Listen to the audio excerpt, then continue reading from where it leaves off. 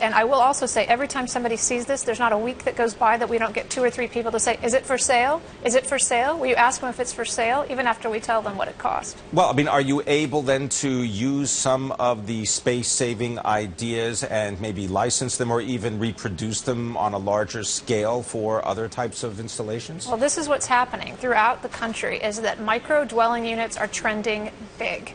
We're seeing this in New York, Boston, Seattle, Denver, Austin, Texas, where we have another office, is that there's just such a demand for small spaces. I really think that the less is more dictum is being played out now in a major way by singles all across the country.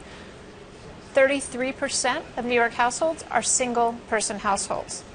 35% in Boston, over 45% in Washington, D.C. So again, what we're seeing in the housing market is a mismatch between available units and the people that want to live in them. So again, this is why the Mico Loft project, there's a demonstration project that's being built right now in New York City on East 27th Street, came in during the Bloomberg administration. I got to plug for Bloomberg, not you. Is that this is actually an amazing thing that's happening, but actually New York is behind the trend. This is already in place in Seattle, it's already in place in San Francisco, already in place in Austin. Tell us about, you mentioned housing. I want you to give a little detail about your zero house, your zero project that you've actually brought with a model of.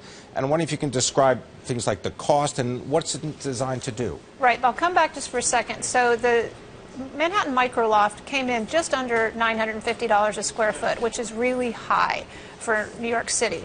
But again, it's because it was so space intensive. That's 425 square feet. The zero house is another concept of kind of small dwelling or micro dwelling unit that our company developed, and that's 650 square feet, but it's actually a freestanding structure that can actually be entirely off the grid. It's solar powered, it collects its own water, and it processes its own waste. It's modular construction. So at $350,000, that's a little less than $450 a square foot, but it's plug and play. Like you buy a zero house, you install it, it's ready to go. And again, it doesn't, that's fully loaded.